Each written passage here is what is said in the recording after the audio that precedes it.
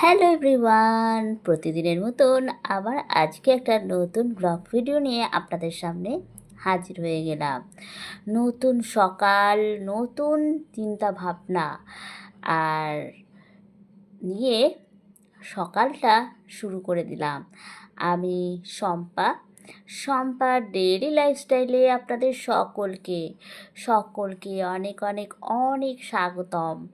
সাথে আমার তরফ থেকে আপনাদের সকলকে অনেক ভালোবাসা।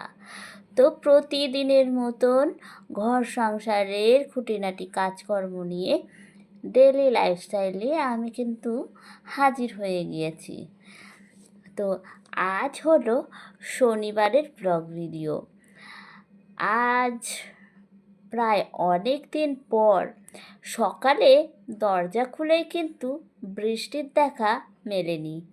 তো পরিবেশটা ভালো দেখে মনটাও কিন্তু ভালো হয়ে গেল যে আজকে সকালটা একটুখানি হলেও আবহাওয়াটা ভালো আছে। কেননা প্রতিদিনের সেই এক বৃষ্টি আর সত্যিই ভালো লাগছে না। ওই যে বলে না, আমরা কোনো কিছু এক নাগাড়ে কিছু হলেই সেটা আর ভালোবাসি না, ভালো লাগে না। যখন গরম থাকে, টানা গরম, তখন বলি যে গরম আর গরম, এই গরম সহ্য করা যাচ্ছে না, একটু বৃষ্টি হলেই ভালো হয়। আবার যখন বৃষ্টি হয়েই যাচ্ছে তখন ভাবি একটু রোদ উঠলে ভালো হয়। তো দেখুন বন্ধুরা, প্রায় অনেক দিন পর কিন্তু আমার বারান্দাতে একটু রোদের ছটা দেখতে পেলাম। দেখেও কিন্তু মনটা ভালো হলো। মানে ঘর দুয়ার যেন এটা কেমন স্যাঁতস্যাঁতে হয়ে গিয়েছে, জামা কাপড় তো কিছুই শোকাচ্ছেই না। তো এই অবস্থায় সত্যি একটুখানি বৃষ্টির হাত থেকে রক্ষা পাওয়ার জন্য রোদের দেখা পাওয়াটা খুবই দরকার ছিল। তবে জানি না, সকালটা তো রোদ ঝলমল পরিবেশ, কিন্তু বেলা বাড়ার সাথে সাথে যদি প্রতিদিনের মতো সেই আকাশ কালো হয়ে আসে, তাহলে তো আর কিচ্ছু বলার নেই। তো যাই হোক, এখন তো ভালো আছে পরিবেশটা।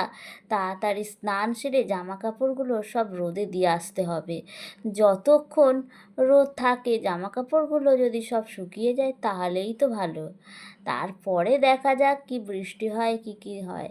তো এদিকে সকালবেলায় উঠে আমি কিন্তু এক এক করে সমস্ত বাসি কাজ সেরে নিয়েছি।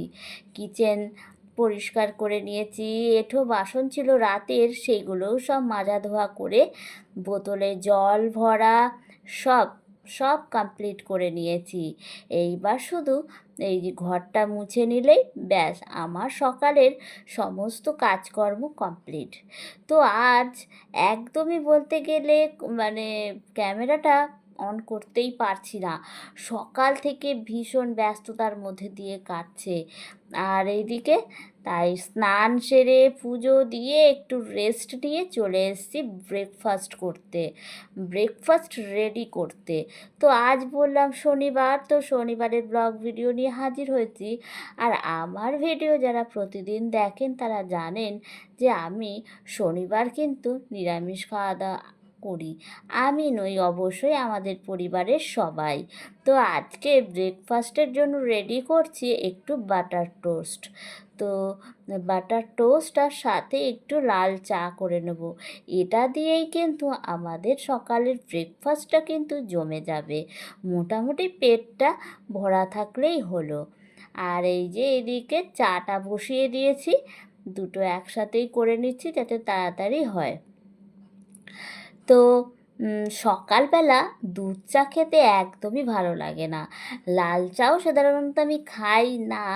খুব প্রয়োজন পড়লে বা খুব মন চাইলে তখনই একটু সকালের দিকে চাটা খাই। আগে তো একদমই চা খেতামই না, মানে আজ থেকে 2 বছর আগেই বলুন, চা আমি একদমই খেতাম না, মানে আমার চা খেতে একদমই ভালো লাগে না। কিন্তু এখন এই সন্ধ্যাবেলায় একটু খাই চা বিস্কুট বা চা মুড়ি খেতে খেতে চাটা একটা মোটামুটি খাই, কিন্তু সকালের দিকে আমার চা খেতে ভালো লাগে না। তো যাই হোক ব্রেকফাস্ট করে চলে এসেছি রান্না বান্না করতে। তো আজ শনিবার, তো শনিবারে ভাবছি একটু মুগের ডাল করব, কেননা নিরামিষের দিনগুলো আমার হাজবেন্ড আবার ডাল ছাড়া খেতেই পারে না।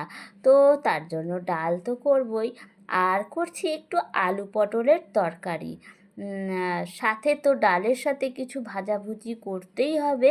তো হাজবেন্ড আমাদের কুমড়ো গাছ থেকে নিয়ে এসছে কয়েকটা ফুল, আর সেই ফুলেরই বড়া করব। তো এটাই হচ্ছে আমাদের আজকের মেনু। তো যাই হোক, রান্নাগুলো তো ঝটপট করে করতে হবে, কেননা যতটা তাড়াতাড়ি আমি বলে ফেললাম অত তাড়াতাড়ি তো আর রান্না হবে না। তো রান্না করতে তো অবশ্যই আমার টাইম লাগবে। আর হ্যাঁ, বলতে ভুলেই গেছি, ওবেলার জন্য একটুখানি করে রাখতে হবে, তরকারিও করে রাখতে হবে। আর রাতে একটু পরোটা করার ইচ্ছা আছে, আর তার জন্য ভাবছি যে এবেলাতে একটু আলু চচ্চড়ি করে রেখে দেব। আর এই যে দেখুন, কুমড়ো ফুলগুলো সব বেছে ভালো করে ধুয়ে একদম রেডি করে রেখেছি। এই আলু পটলের তরকারিটা হয়ে গেলেই আমি লাস্টে আলু চচ্চড়িটা করে নেব। তারপর কড়াই ধুয়ে টুয়ে একবারে ফুলগুলো সব ভেজে নেব। আর নিরামিষের দিনে তো পাঁপড় ভাজাই করতাম ডালের সাথে, কিন্তু বাড়িতে যেহেতু কুমড়ো ফুল ফুটছে, তো এই কদিন সোম আর শনিবার ডালের সাথে এই কুমড়ো ফুল বড়াটাই করছি, মানে কুমড়ো ফুলের বড়া এটাই কিন্তু করছি ভাজাতে। তো এখানে আমি বসিয়ে দিয়েছি কড়াই, সব রান্না কমপ্লিট, কড়াই মেজে ঘষে ধুয়ে একদম বসিয়ে দিয়েছি কুমড়ো ফুলের বড়া করতে।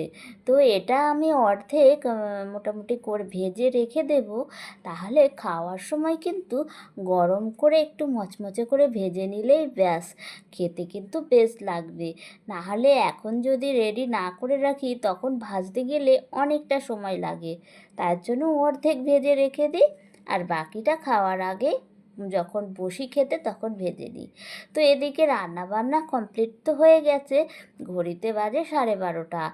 আজ কিন্তু অনেকটাই খুশি, এখনও পর্যন্ত কিন্তু বৃষ্টি হয়নি, তবে হ্যাঁ আকাশ কিন্তু আস্তে আস্তে মেঘ জমছে। আর সেটা দেখেই আমি চলে এলাম ছাদে, যে না, এবার ছাদ থেকে জামা কাপড়গুলো না নিয়ে গেলে বৃষ্টি যখন তখন নেমে পড়তে পারে। দেখেছেন বন্ধুরা, আকাশে কিন্তু আস্তে আস্তে কালো মেঘ এসে মানে দানা বাঁধছে। আর সেজন্যই আমি তাড়াতাড়ি করে চলে এলাম রান্না বান্নাটা কমপ্লিট করেই। এবার জামা কাপড়গুলো সব যদি নিচে না নিয়ে যাই, হঠাৎ করে ঝমঝমিয়ে বৃষ্টি নামলে আমার এই আধ শুকনো জামা কাপড় কিন্তু সব ভিজে যাবে। আর তাই আমি ঝটপট করে চলে এলাম ছাদে, কেননা একতলা থেকে দোতলার ছাদে উঠতে অনেকটাই আমার সময় লাগবে। তার থেকে ভালো বাবা আমি আগে ভাগেই ঘরে নিয়ে চলে যাই। তো এবার চলুন নিচে এসে গেছি, আর এবার আপনাদের সাথে একটু আমার আজকে রান্নাগুলোর একটু ফাইনাল লুকটা দেখিয়ে দিই। তো এই যে দেখুন, আমার আলু পটলের তরকারি, এটা একটু ঝোলঝোলই রেখেছি, আবার বেশি ঝোলও রাখিনি, বেশি শুকনো করিনি।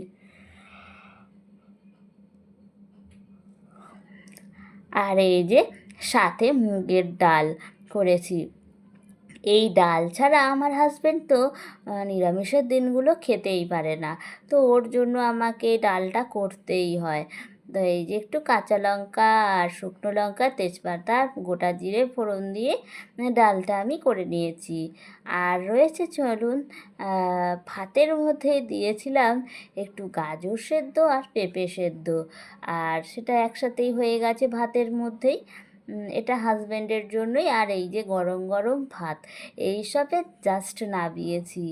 আর ওবেলার জন্য একটু বললাম যে আলু চচ্চড়ি করব, সেটাই ওবেলার জন্য একটু আলু চচ্চড়ি করে রেখে দিয়েছি। রাতে শুধু একটু গরম গরম পরোটা হোক বা রুটি হোক, লুচি করব না, এই গরম গরম রুটি হোক পরোটা হোক একটু ভেজে নেব, ব্যাস খাওয়া দাওয়া করে নিতে পারবো। তো এইভাবেই। আর এই যে আমার কুমড়ো ফুলের বড়া অর্ধেক ভেজে রেখেছি, আর বাকিটা ওই খাওয়ার আগে বললাম ভেজে নেব, তাহলেই হয়ে গেল। তো এখানে সব করে রেডি করে এবার গ্যাসটা অফ করে রেখে দিলাম। এবার শুধু খাওয়ার আগে ভেজে নিলেই হবে। তো এদিকে চলে এলাম খাওয়া দাওয়ার ব্যবস্থা করতে। বলেছিলাম যে বড়াগুলো ভাজবো, তো সেটাই ভেজে নিচ্ছি। ভেজে নিয়েই একদম দুজনে মিলে বসে পড়েছি লাঞ্চে। তো এদিকে হাজব্যান্ডকে খাবার দিয়ে দিয়েছি আর আমিও আমারটা নিয়ে নিলাম। নিয়ে এবার দুজনে মিলে একসাথে গল্প করতে করতে খাওয়া দাওয়াটা সেরে নেব। তো বন্ধুরা, আমার ভিডিও আপনাদের কেমন লাগছে একটু কমেন্ট করে অবশ্যই জানাবেন। আর যদি আমার ভিডিও আপনাদের ভালো লাগে অবশ্যই আমার পাশে থাকবেন। আমি কিন্তু সকলকার পাশেই আছি, কেননা যে কোনো কাজ করতে গেলে সহযোগিতাটা সবার আগে প্রয়োজন। কাউকে সহযোগিতা না করলে কখনো কারোর থেকে সহযোগিতাটাও আশা করা যায় না। তাই অবশ্যই সবাইকে সবাইকার পাশে থেকে কিন্তু আমাদের এইখানে এগিয়ে যেতে হবে। তা না হলে আমরা কিন্তু কেউই এগোতে পারবো না। তো যাই হোক বন্ধুরা, খাওয়া দাওয়াটা তো করে নিচ্ছি। ডাল, গরম গরম ভাত, আর সাথে কুমড়ো ফুলের বড়া। দারুণ, মানে মুখে যখন দিচ্ছি একদম যেন অমৃত। সত্যি করে ডালের সাথে এই কুমড়ো ফুলের বড়া বলুন, ভীষণ ভালো লাগে। আমার তো খুবই ভালো লাগে। তো আজকের ভিডিওটা বন্ধুরা এই পর্যন্তই। আর আপনাদের কেমন লাগলো অবশ্যই সেটা কমেন্ট করে জানাবেন, কেননা আপনাদের একটা কমেন্ট কিন্তু আমার কাছে অনেকটা উৎসাহ যোগায়। তো অবশ্যই আপনারা একটু কমেন্ট করে পাশে থাকবেন। আর আমি সবাইকার পাশে আছি। সবাই ভালো থাকবেন, সুস্থ থাকবেন। নেক্সট ভিডিওতে আবার দেখা হয়ে যাবে। টাটা।